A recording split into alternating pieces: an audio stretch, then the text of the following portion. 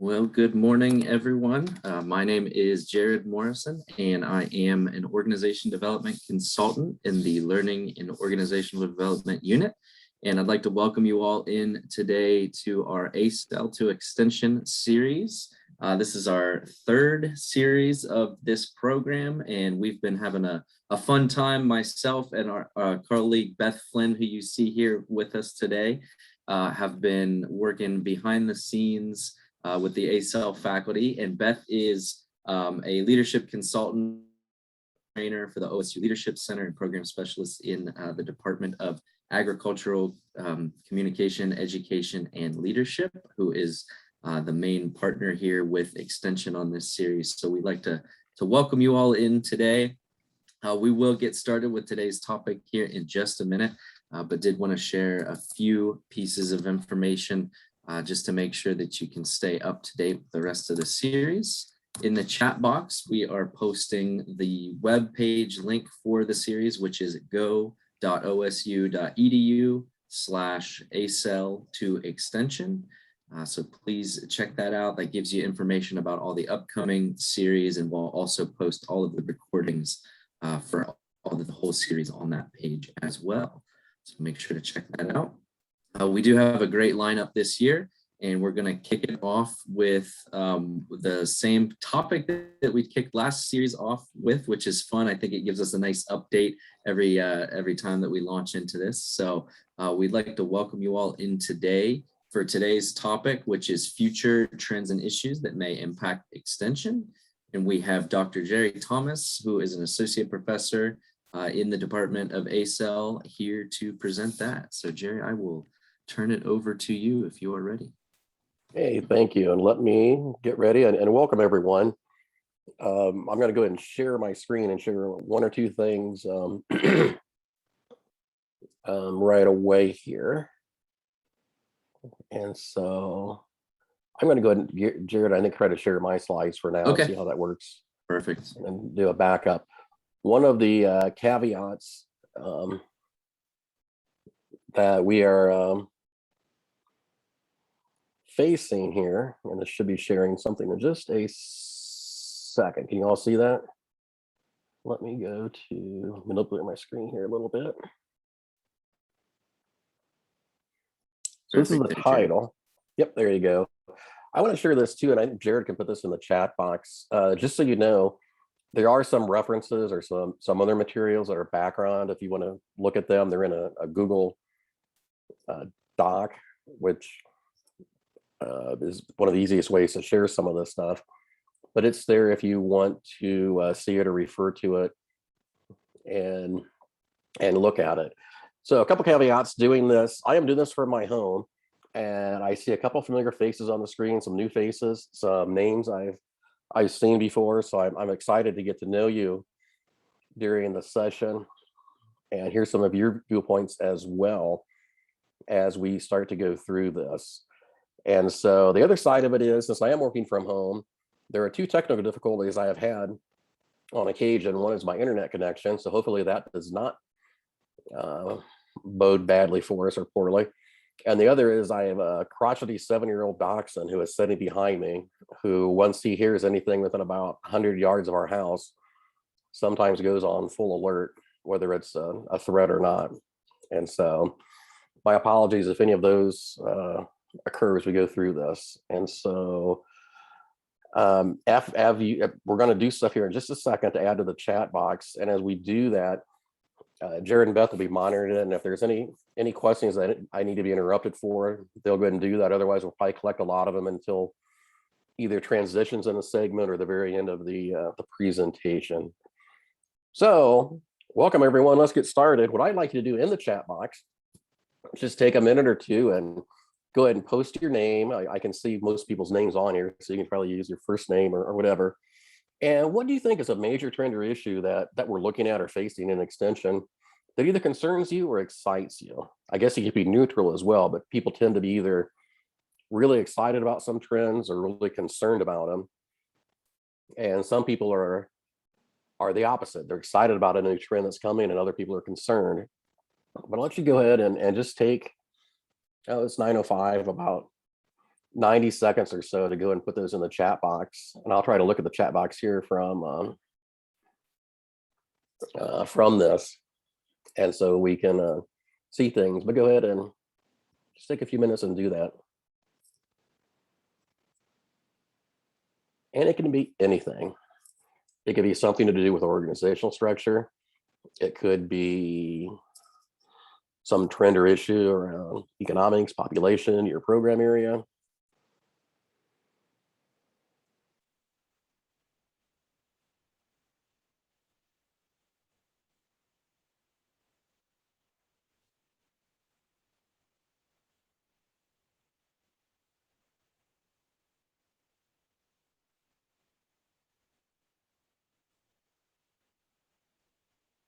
That's interesting.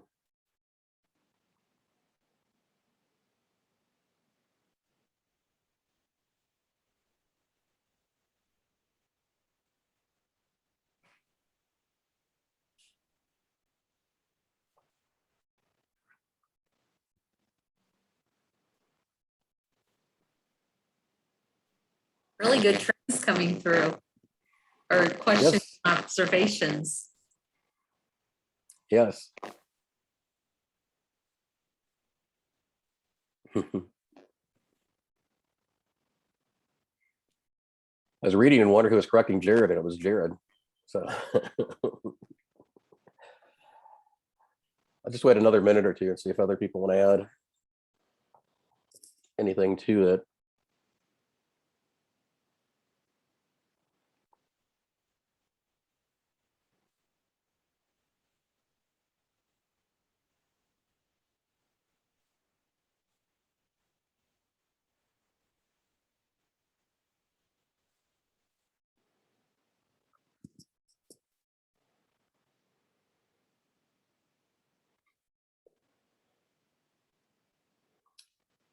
Okay. I should also add that I have been under the weather earlier this week and feel much better now. Every year, my wife and I seem to get the same seasonal things, and so as I'm talking to you, I'm drinking massive amounts of Gatorade. And will hopefully push me through the session. These are some interesting things. A lot of these tend to be internally, and some of them we're going to touch on today. We can touch on others if you think I missed them as we go through the session. But it seems like and as I talk to people around the state, it seems like there's issues with organizational structure. How do we organize things? How do we do teaching and learning? Someone who had, and I flipped the chat away from me so I could see the screen. I know, mentioned teaching seniors. Someone else mentioned, some people are they going stuff by Zoom now? Are they going stuff face to face? And I think we're going to be looking at, and you'll see this when we talk about remote learning, a lot of hybrid situations where it's not an either or. There's ways we're probably going to have to adopt and do that. And I know I've heard from two examples. I've heard from extension programs. Both might have been in Southern Ohio. I'm not sure.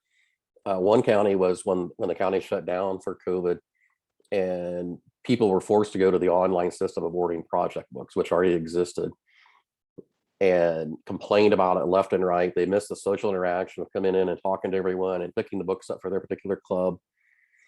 And after a while, people started saying, well, I would like to have the option of either coming in and getting or doing that. I kind of like getting them online some now. And I've heard the same thing with Zoom, with different types of clientele meetings and stuff, where people have complained about Zoom. Then after a while, they're like, I could save 20 minutes one way and 20 minutes another way. I don't want to go and use a Zoom training every time or for every meeting, but I would still like to have some of these. And so I think we're starting to get to that point of having some hybrid issues. I saw some things with the funding, what we do with funding. I think it's a critical issue. And this particular comment was on equity of funding, I believe. And so I didn't cover everything, but I think it's a lot of them. And I'm going to go get started because we don't have a lot of time. And here's all the topics I'd like to cover. Whether we do this or not, I don't know. But I do want to talk about some of these. I hope to keep them, each one fairly short. And again, for some of these, particularly demographics and technology, there's some additional stuff that I put in the that resource list I shared with you. And if you have other ideas as we go through this, if you have resources, some great article or whatnot, or video that you want to share throughout, just please put it in the chat box and we can share those. And actually what I can do, Jared, is add those to the document when we get done, and that way everyone has them and can learn from it. So I do want to talk first about demographics, which are population and related features. Has anyone seen much of the results from the 2020 census yet? Okay. I'm seeing a limited number, but I'm seeing people shaking their head on the screen. I'm going to talk about it, and there's limited stuff from the 2020 census coming out, but I think there's a lot of stuff we need to be aware of. But before I do that, this is the only, Jared mentioned I did this last year. This is the only screen that I've duplicated from last year. And I want to share it with you, and the numbers don't reflect the 2020 census for the United States, but I think it puts context into where the United States fits in the world and helps us look at a bigger global picture as extension professionals and educators of what is happening in the world and how things are. And I see this is already wrapped around here, and I apologize. This looks at 2019 and 2050 and uses a number of sources to look at what did we think the current population for a number of areas of the world were in 2019, which is this column, and then 2050, which is this column, except for this 7.7 billion at the top. And this worked when I practiced it yesterday and worked when I practiced this morning, so I'm not sure what happened in PowerPoint to make it work, but there it goes. And so the world population in 2019 is about 7.7 billion people. That's billion with a B, and it's projected to grow to about 9.73 billion by 2050. No one knows how accurate that is, but it's the best guess we have. And what I wanted to do is break down and show just how does the United States compare to other parts of the world for us to get a feel of the size differentials that we have. And so in 2019, the estimated population for the United States is 329 million. The 2020 census has us at 331, so that's pretty close. And we're projected to keep growing to 438 million by 2050. The EU, which includes probably Britain in this number, maybe not in this number. I'm not sure how they did the estimates. It's probably Britain in both numbers because of when it was done. But it's the series of European countries that have blocked together for trade and for other things. And they're decreasing. Their population is expected to decrease from 747 million to 706 million. So they're part of the world that's decreasing. And we won't talk about it much here, but one of the problems with decreasing populations is paying for social support services. So for example, in the United States, Social Security is a transfer program. So if you're a youth and you have a job and you're paying into Social Security and you're complaining about it, you're actually paying for people that are currently retired and building up a stockpile also that could help you in the future, but it's transferring to other people. It's not exactly, it's not a pension plan, I guess is what I want to say. So that's stressing a lot of these parts of the world. But the other couple of things I wanted to show was just down here how big parts of the rest of the world are. China is about 1.43 billion. So if you think of us at 330 million and them at 1.43 billion, it's a big difference. But the one thing that people are surprised about is China is not growing that fast. And so if you look over the other column, they're only at estimated to be at 1.46 billion. And so below that, India, which is a little bit less than China now, will be the largest country in 2050. And there's, I would say 99.9% consensus across almost all people doing projections that will happen. China is just, their birth rates have dropped significantly. And so the other part I wanted to show on this was Africa and Sub-Saharan Africa, the southern part of Africa, just how big it is. And Africa as a continent is much bigger than North America. If you include Mexico, the United States, and Canada, it's a couple of ours can fit into. So it's a big country geographically, but the population there is expected to be 2.2 billion. So as we move ahead in a few generations from here and look at these numbers on the mostly right-hand side, the United States is not the biggest country, but we still do well financially. We're still the world leader in a number of areas. We're going to have increased competition from China. We already have that. India probably in the future. We're going to have increased needs in Sub-Saharan Africa that may require attention from us for foreign relations, even military affairs, who knows. So any questions on this or any surprises from this? Or most people familiar with these numbers or?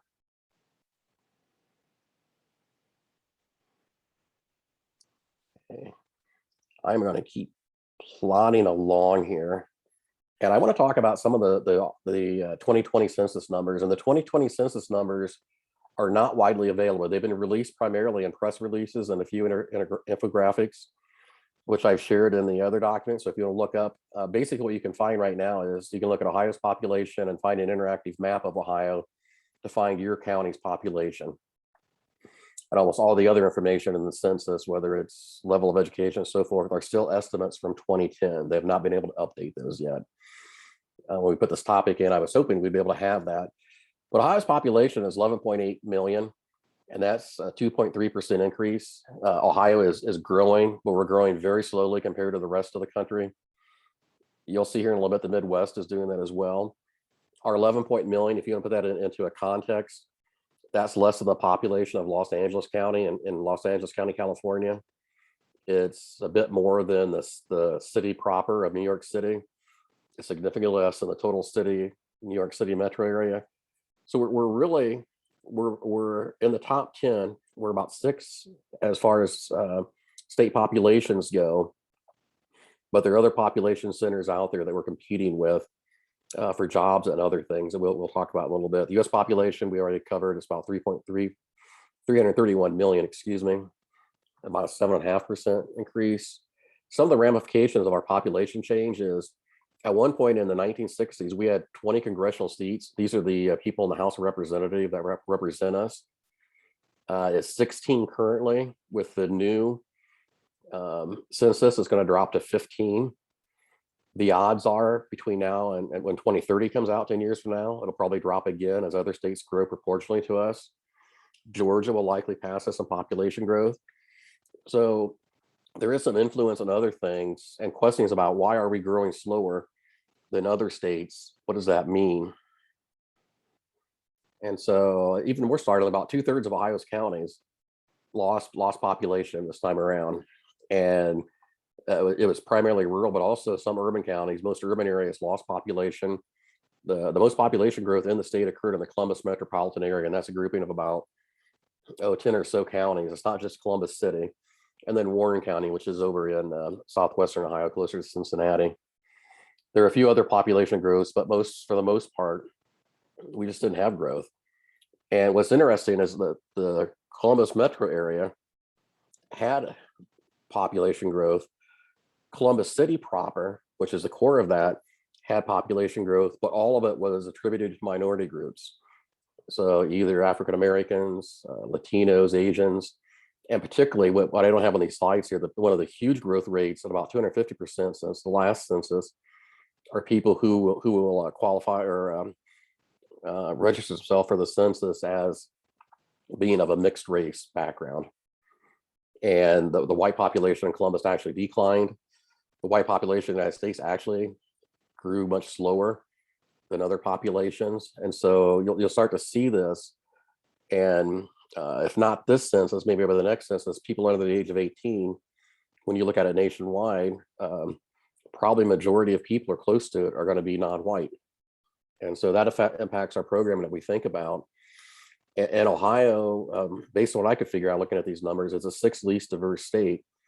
And so we kind of think of ourselves as average for America, but our diversity level is not that high, but it varies greatly across the state by different geographic areas. And I mentioned before, the Midwest had the lowest growth rate in the country.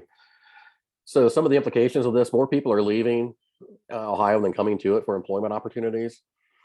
I think a lot of it has the Midwest and Ohio have had a very core manufacturing base, and that base has shrunk somewhat, particularly as far as employment. I grew up in Northwest Ohio, and my senior year of high school worked at, after my senior year of high school, worked at a GM plant there, General Motors plant. And we had about 6,000 people that work there. There's now, I think, just around 1,000 or less. And it's primarily due to technology. They've changed the technology. They've automated everything. Some of it is jobs going overseas. A lot of it is just technological change. So extension needs to examine these trends and clientele issues to identify ongoing needs. And we need more information and more research. That sounds like a cop out, but we still need a lot more information from the census. That's just not there yet. And if you go to census.gov, it is a very clunky site, at least for me, to try to find things. But we need to find more of this information and stay on top of it. And when more Ohio specific information comes out, I think we need to have conversations about what does Ohio actually look like now. We probably think in our minds we have a middle image of that, but we really need to know what does it look like and what are the projections from here going out, and who are we reaching? Are we reaching the right people? Who should we be reaching? I mentioned the example at the beginning of project books where people getting online versus coming in. And the counter side of it is, are there audiences we haven't reached in the past that COVID forced us to reach now or helped us to reach? So I'm going to keep going because I'm thinking I have more information than we can fit in an hour, but we'll do the best we can and cover into these. But if people have a pressing question, please feel to interrupt and unmute yourself. Otherwise, I'm going to keep going and see if Jared, if there's anything in the chat box I need to address anytime soon. That's good, Jerry. Nothing right now, but I'll Okay, keep thank an you. eye on it. I do want to talk about our economy because I think the economy is very important. And it's very obvious we've had a COVID and related economic downturn that started last winter and spring of 2020, where we shut everything down and had drastic changes to everyone's lives in the economy. And we ended up with an experience of both pent-up demand and also a lot of buying. And what I mean by that is during the downturn, people bought a lot of things like lumber so they could build decks and additional things while they were home. They built pools, they built hot tubs, some bought appliances. And so we ended up with a backlog during the recession itself. We ended up with a backlog and then came out of the recession with pent-up demand. And so we have right now what I would call a hot economy. And what I mean by a hot, it's doing well, but has some issues. And those issues, to me, start with uncertainty about the impact and length of inflation. Inflation is just, what is the cost of the goods you buy and the cost of living? How fast is it increasing compared to other things like your salary or the value of your accounts and stuff like that? So if inflation, which has been at one point, I think, approaching above 2% to 3, 4, even close to 5% on some items, if you're getting a 1 or 2% salary increase and inflation is that level, that's costing things. If extension has a budget, state budget and county budget at one level, but inflation has increased the cost of everything that they're buying, that's an issue that has to be addressed and figure out how to do and how that works. The other thing I'm sure everyone hears about are hiring issues. There are different theories about hiring issues. Is it because people have been paid money to stay at home? Is it because of the jobs? And I think there's a mixture of not anything one or the other when you look at some of those, some of the answers to that. But there are currently hiring issues where people just are not being rehired, are not applying at the same level. And there's probably a message in there somewhat about how people want to work and what they want to do and what that looks like. And I put COVID looms just because it's always looming out there right now. We went through last year and saying there's going to be a reset button. In 2 weeks, we'll be back to normal and whatever. And I think it's just something we're going to have to deal with for probably another year or so until the strain becomes part of what we address through our flu vaccines and other things. And people have reached certain rates of that. And in our world today, compared to 1918, 1918 had a big impact with the what they call the Spanish flu, even though it likely started in the United States because of troops going overseas for World War I and coming back. But other than that, there wasn't a lot of international trade. In today's world, if one part of the world does not have either vaccination or rates of having the disease and being resistant, it's still going to keep sloshing back and forth, kind of like water in a tub, because we're so interconnected. A lot of these are international issues as far as shortages. You read the news, you probably see stuff about chips for your, these are microchips, microprocessing chips. They go in your car, they go in everything. My niece got these little helicopters that hover up to the ceiling and just stop on their own that are probably $9 at Walmart. And those have those chips in it. they have chips and also artificial intelligence, we'll talk about later. But without chips in our world, we're really in a world of hurt. And a lot of the, again, chips were similar to some of the other companies that initially scaled back production during COVID, either because their workforce couldn't come in or because they thought supply would run short. Then we're caught a little bit flat-footed because demand was much higher than they expected. And so we're still trying to get through that and have some big issues with our supply chains and supply locations. And so if you see the news right now, you'll see container ships and trucks. So if you haven't seen them, a lot of the stuff we get from particularly Asia come on containers that eventually are the things that you see on the back of semis or in the back of trains coming through the United States. And there's a shortage of container ships, and it's been and it's international. It's not just a United States issue. It's an issue in even worse in Britain. And it's become exasperated because companies like Costco and others have just started buying their own container and paying like 2 or 3 times the price for it, which means other containers get left behind and are not delivered on time. And in the end, I think what you're going to see is the consumer is going to pay for all these increased prices and getting the shipping and delivery. And so a lot of products that, people may have ordered on Amazon and it takes 2 weeks to get, well, that's because it's coming from China in a container. And so those are issues. COVID had also caused, because of shortages in different products, have caused our supply chains to people consider moving their locations. And by that, I mean, if you have a factory that manufactures cars, you have a whole series of other factories that provide the parts for that. And a lot of those are international markets. And because of the disruptions in those, a number of companies, like I spoke to an economic development professional from Northern Ohio about this last week.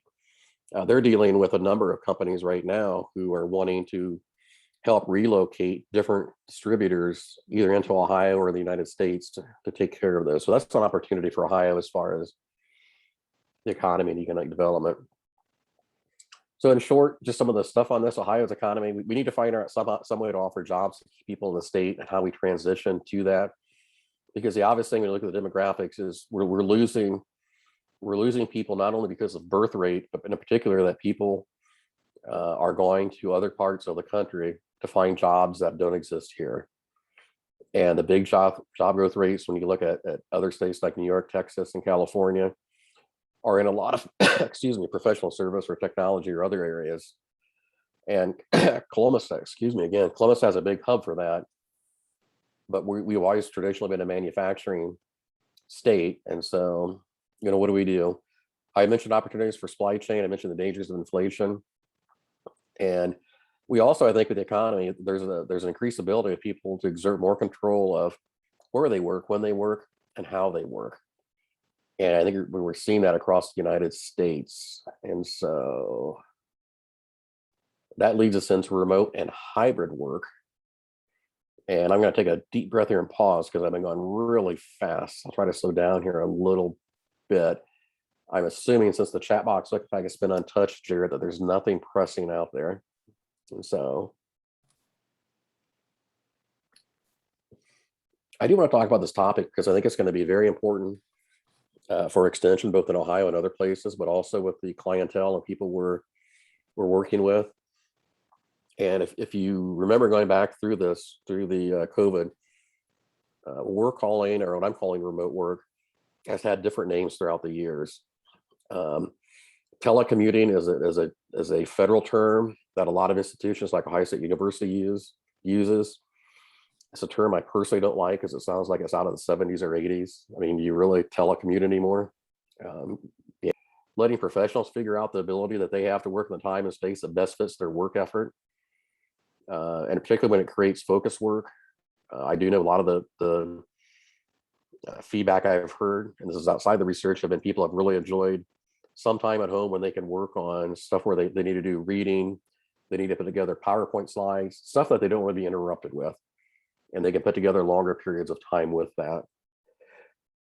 It does also reduce travel and related expenses if you're not traveling as often. And it increases our opportunity costs. And what I mean by that is we looked at this in the early 2000s one time at Ohio State. if you didn't have to travel to Columbus, say I live approximately 90 minutes away from Columbus. And so when I go to Columbus, that's 90 minutes one way, 90 minutes the other way that I'm in my car. So 3 hours. What is the opportunity cost by me sitting in a car when I should not be doing any work? I technically, as an OC employee, are not supposed to be on my cell phone, which is about 99% not observed in our organization, I'm thinking. But what opportunity cost could I have to be doing something else, whether it's professional development for me, whether it's spending time on a project, whether it's building up a new network of people? What are we giving up for that? And what we did in before is just estimate simply, look at what a base salary was for an extension professional and their benefits, and put that to an hourly rate and figure out just how much does that cost per hour. And I don't have those numbers. They're approaching to be 15 years old, but they're interesting to look at, especially when you multiply that across the entire organization. Some of the cons of hybrid or remote work are the face-to-face interaction. When we did our remote work at the center at Lima, our support staff still stayed in the office in that current setup. Everyone else worked remotely. I was probably in the office more than anyone else except for one person. And that person chose to stay in the office, and he had a very difficult time because he missed everyone coming to the office. That was part of where he picked up his energy. So not everyone wants to work in those settings. And so we have to be cognizant of that. When you have to be in the office, that's a big issue too. I know looking across the state, my past experience has been, we have some counties that have a lot of walk-in traffic, some where people are more likely to make appointments. We just have some geographic differences. We definitely have, if we do this, especially in all organizations, but in ours, equality and fairness issues. And what I mean by that, those two terms to me are different.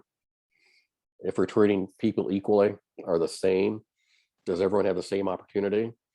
Or is it more fair, the fairness issue, that if people have a job description that is more conducive for them to work remotely or in a hybrid, is it fair to let them not do that because we want to treat everyone equal, or vice versa? I hope that makes sense the way I described, but those are pretty critical issues for us to look at. I put innovation and also mentoring and onboarding on here, and Jared could add comments to some of this, but there has been some criticism. Do we lose out on innovation? And by innovation, I mean coming up with new ideas of how we work, often by bringing people of different backgrounds together. And some offices have those people of different backgrounds who may eat lunch together, who may have an informal conversation at the copy machine or whatnot. Do we lose that in remote settings? And are there ways to do that? The other thing is that, can you do mentoring and onboarding virtually or not? I think that's yet to be decided. Again, Jared can chime in on that, but also, if you're doing a hybrid model, those may be assignments you say, here's where you have to be here for this particular time, and you still have the hybrid options other than that. So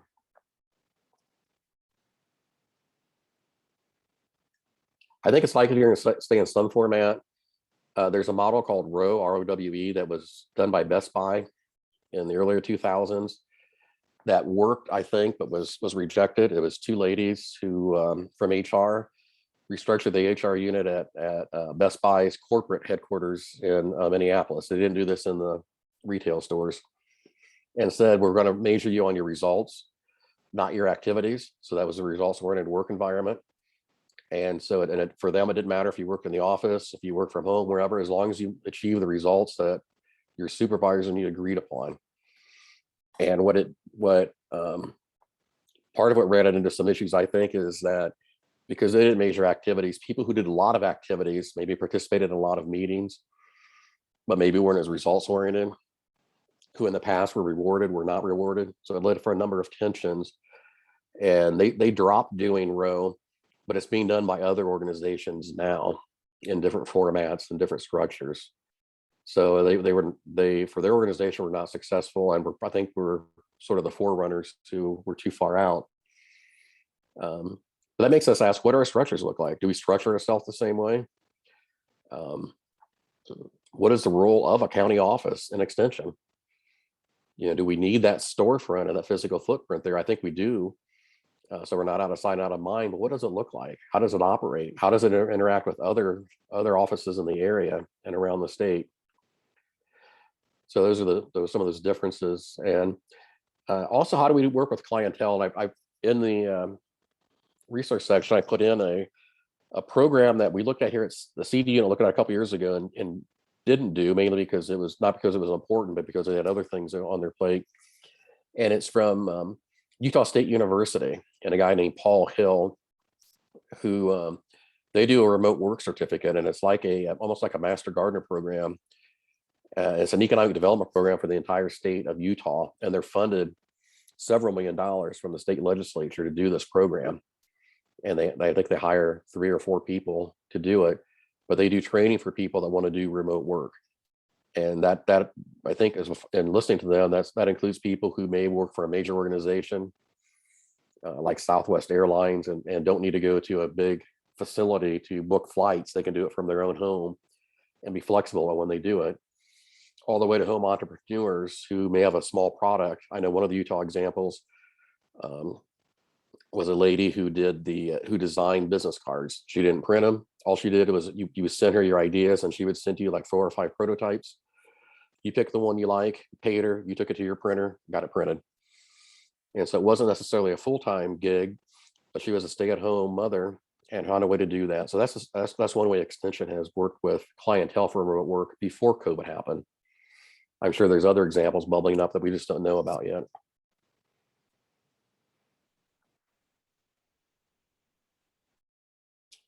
Okay, emerging technologies. Oh boy. I included 2 reports that I've been involved in with the Extension Foundation, which was formerly known as E-Extension. And one of them is a press release of the most current one, where we're doing a program on October 20th to talk about 6 or 7 major technologies. And there's no way to talk about all of them, so I thought I'd at least mention 3 of them today and just chat about them. And let me ask if you can put in the chat box, and I'll keep on going separate from this. Is anyone familiar with all 3 of these? And these are 5G, AI, and blockchain. I'm going to describe what they are and how that might be important, but have you even heard of these before? So I'm going to take a break and take a large swig of Gatorade and let you guys catch up. And if people want to chat, and Jared, I'll let you just kind of summarize here in just a little bit. Sounds good. Yeah, we've got quite a few coming in. Sounds like some have said 5G and AI. Look like most folks have heard. Blockchain looks like it's a bit less familiar to folks. Yeah. Yep. So it looks like either only AI or some 5G and AI, but blockchain, most folks said they have not heard of. Okay. If someone has 5G service that they know of right now, can you also put that in the chat box? I'm going to go ahead and start talking, but if you're not familiar with 5G and wireless service, whenever you hear the term 5G or 4G or 3G, that simply is a shorthand for the generation of the technology. So 5G is the 5th generation, and it has a rapid increase over 4G speed rates. So if you were on a 4G network, or in the past, if you're on a 3G network and you're trying to download a video, it takes a while. If you're on a 4G, it's faster. If you're on a 5G, it's exponentially faster. It's much faster to do that. And so they're trying to spread it across the United States. There are issues with it, particularly with penetrating buildings. They found some issues with it as far as penetrating buildings, which is a bummer, and also requiring towers closer together. So they actually had to put up more towers, where when they went from 3G to 4G, they were able to use the existing towers and just repurpose them. So it's expensive, and it means that we're going to have these connections probably in more urban areas, more densely populated areas first, and spread throughout as we move from that. And one of the reasons I think this is important, I put down here, it could change how we think about wireless internet connections. So at some point, I know several industries are looking at, will we still need to have a separate spectrum or other cable internet connection and Wi-Fi network set up in our building when we could simply use the existing 5G and pay that route? Will that be less expensive, or can we do that? That's the same thing some homeowners are going to be looking at as we move ahead in some of our clientele. But it does change the way clientele can access our information. And it does mean, as we compete with that information in an increasingly media rich world, are we prepared to do that? Are we prepared to do more videos and more things for people? So if soybean rust is a major issue in one particular season, can we put out 3 or 4 contemporary videos, or can we harvest videos from the past and share those? And how does that change the way we consider that? And I don't think we've ever really asked our clientele a number of questions, one of which is, how do you access our offices? Not only physically, do you come to our office, but how do you access it with technology? Are you using a laptop, a computer, or more likely a phone? And if we've done that, and Jared or Beth or anyone else, let me know, because I'd like to see it. And we might have done it sporadically, but I don't think we've had any systematic way of doing that. 5G also comes with, because it's going to go to metropolitan areas first, has equity and cost issues. And I know working remotely, we mentioned working remotely. One of the keys to working remotely is you have to have a good device and you have to have a good internet connection. And for our county offices, some people, particularly in Appalachia, but in other rural areas, have issues with connectivity, both getting beyond 3G and dial-up connections. And that really puts you at a disadvantage. And so as this goes out, we're going to have continued equity issues, not only among our offices, but among clientele that we need to be aware of. Not everyone can assume and get the information the same way. Artificial intelligence, or AI, this is not, if you're from the ag community, this is not the other AI, which is artificial insemination. So do not make any confusion. We've had that conversation come up in some of our audiences in extension, where people think we're talking about one thing and we're talking about the other thing. These are basically mathematical models that drive computer programs. They try to make decisions that are based on how humans would base their decisions, their decision making. And we see these embedded everywhere in our world right now. I just put down 3 examples that we see all the time. One is Amazon. If you look at a product on Amazon, it's going to recommend other products. And in the old days, if you remember Amazon in the 90s and the 2000s, they would often recommend, if you bought this book, you would like this book. And what I've noticed over time is, if you buy this product, here's a totally different product that our computers think you would like. And they keep tweaking that, and they're right more times than they're wrong, or at least enough to make a financial difference. So it's being used there. It's being used in other ways. A lot of what we're doing, not only from our computers and typing, but also voice activated. So when you're going through voice messaging systems, and you get a message that you may be recorded for training purposes or quality purposes, those databases can now be used with computers and other things to try to figure out, when people call in, are they angry? Are they upset? How do we direct this call so a computer is making that decision before it gets to a human? I put down autocorrect because we don't think about this. And if anyone uses Grammarly, which the university does not support, but if you've ever seen Grammarly, it's an amazing program that autocorrects your grammar and your typing. And it learns as it goes along, but it uses artificial intelligence. So when you're getting stuff corrected on your computer. And if you've noticed, particularly in the last 3 years or so, and the programs I use, that's become much more rigorous. It's become much better. And the systems are learning and adapting. And the one area in extension where we want to use this is Ask, which used to be called Ask an Expert, which is an e-extension program that's now the Extension Foundation that we receive. Any state in the country can use, because it's paid out for out of a federal grant. And that program, hopefully you're all familiar with it, is lets clientele submit questions online. It goes through wranglers who then route the question to who they think the appropriate individual is. And so there's several steps to that. They're using part of that federal grant last year, this year, and probably the following year to look at, can we do any kind of artificial intelligence with this? Because they have a huge database. They have every question and answer that has been asked has been recorded there. And so they can start using that database to look for overlaps. And it's very difficult because we're such a big country and has geographic differences for questions about weeds or home and garden. But they're trying to look at what will that look like in the world, and how could we release extension professionals from doing all of those and only doing some of them as needed, but also getting reports and following up with the people in their community that are asking questions. So that's artificial intelligence in a quick nutshell. Blockchain is by far the most abstract of this. People are probably more familiar with Bitcoin and cryptocurrencies. You see that right now if you watch any news, in particular business news. And those use blockchain, but they're not, blockchain is not that.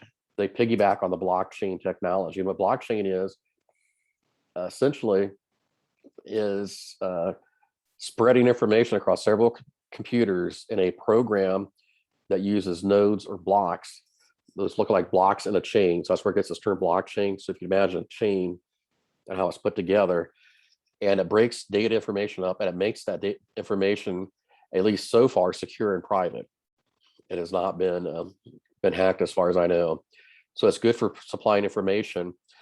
And for us, where it's used right now in the agricultural food chain. So if you have an agricultural product, whether it's a vegetable, whether it's livestock, a lot of those things are tagged and coded. Those can now, instead of going to a central computer, be spread through the blockchain. So if there's a fear of that information getting hacked and compromised, that blockchain helps to remove that idea. Degree and educational requirements. If I needed to produce my degrees from the University of Toledo and Ohio State University, I don't know who I'd call first to get my degree, to get a copy of it. If I needed a photocopy or some certified copy, a lot of universities are putting those on blockchain now, and so you can get that on your own. You don't have to ask the university for permission. You just have the blockchain to go and do it. And pretty much the same with any kind of secure data, whether it's financial health, genomic, with all the stuff we're doing with gene and personal interest in genomics and ancestry. Those are all things that could be done that way. And universities can start doing that with employment and research. I know we're with Workday right now, which usually solicits various responses, but it's a systemized way to work. It's not a blockchain, but a lot of the information could be on a blockchain, so it's secure as you do that. And I know it's a big thing in the healthcare industry, because with the Affordable Health Care Act, and the moving to all of the online shared records between. So if you go from one doctor or caregiver to another, how do you protect that? And blockchain is one area that they're looking at with that. So I'll finish with this pretty quickly. These are some leadership things. And these are questions. How do we identify emerging and current issues? How are we doing that in our system? How do we address these for our organization, our clientele, and our communities, and for our employees? Here's a question I usually ask at the beginning of these. Are we maintaining the needed pace of change? Is it too little, too much? In other words, are we changing as fast as the rest of the world? And do we need to be? In general, most people don't think we are. I think we are in some areas, but not others. And how do we manage the emergence of new information and then the obsolescence of old information? So as information changes so fast with these technologies, how do we know, in a world where we're hopefully findable online, how do we know that our stuff is not obsolete? And then how do we get the merging things out there? Do we have a system to do that? I don't know if we do or not. And then also understanding complexity. These issues are up that we're talking about now, and these technologies have an increased degree of complexity. And I put this in here because it's one of my favorite strategies that we used to do, and it's creating safe spaces for experiments. And one of the ways we did that, there's a term called little bets. We never use that, but those could be micro loans or training loans. And they're investing, instead of investing $100,000 in one big project, it may be dividing that up into $10,000 smaller projects that be tested, do an experiment with them. Does this program or project work? And if it does, amplify it. How do we amplify it out of the system? And then something we don't always do, in my experience, is if it's not successful, how do we end it? How do we just not keep doing it? And I'll stop with this quote. This might have been a quote I used in the past too. And it's by a consultant named Phil McKinney. And I'll read it to you, but you can read it yourself. And it's, out of habit, we cling to the obvious ideas from the past. Innovation is about unlearning the past and discovering the future. And I think this is a very powerful quote, because as we look at all the stuff we just talked about, there's stuff from the past there's heritage and other things we need to hold on to. But a lot of stuff that we consider obvious from the past, and it's the way we've always done things and the way we work, are not that. And we have to innovate and learn and do that. I know there's a famous story in rural Ohio about innovation. And it was about a mom who would cook hams, and she would always, when she cooked the ham and would bake it, she'd cut one end off, about 2 inches of it, and put it in the thing. And her daughters asked her one day, "Why are you doing this?" And she goes, "Well, that's because my mom always did it." And so the granddaughter went to the grandmother and said, "Mom always said you did this all the time. it cooks better or whatever. And why are you doing this? And she goes, oh, I did it because that's the only way I could make it fit the pan I had, that I don't only pan I could afford at the time. And so I think this quote's important as we go through that. And so I am going to, as we unlearn things and think about what we need to do in the future in doing that. So I think it's a powerful quote. I will move to this slide and quit. This is the slide I started at the beginning. These were some of the resources on it, or if you missed it at the beginning. And Jared, I'll turn to you at first for the chat box, and then anyone who wants to ask a question, feel free to ask it right now. Great. Thank you so much, Jerry. I do want And it to doesn't have to be through the chat box. You can ask it. Yeah, too. out loud. Yeah, you can certainly unmute yourselves. I do want to take the time to thank Jerry. Appreciate you being here today and to kick off this new series to get us going this year. As I mentioned, this will be placed on our landing page, which is go.osu.edu/ACEL to extension. I also posted a evaluation link if you can give us some feedback, and there's a spot on there for suggestions for future topics as well. So please make sure to do that. But again, thank you, Jerry, for being here today to kick this off. But yeah, any questions? I didn't see any questions in the chat, but if anybody would like to unmute and ask anything aloud, we are certainly open for a few minutes to do so.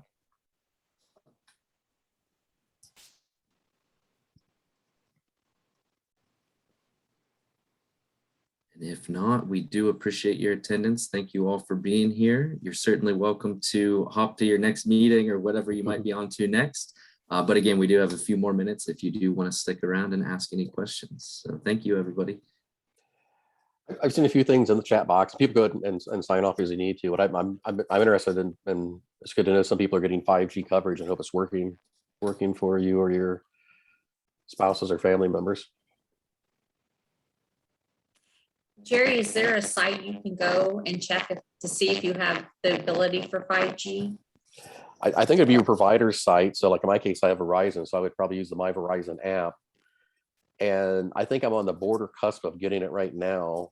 But if it's going to be in areas I'm going to be in that'll have 5G, I'll probably get it anyways, just because I can not only have 4G. Just the phones. I mean, when you buy a phone, it's like buying a computer. I mean, it's not cheap. And anyway,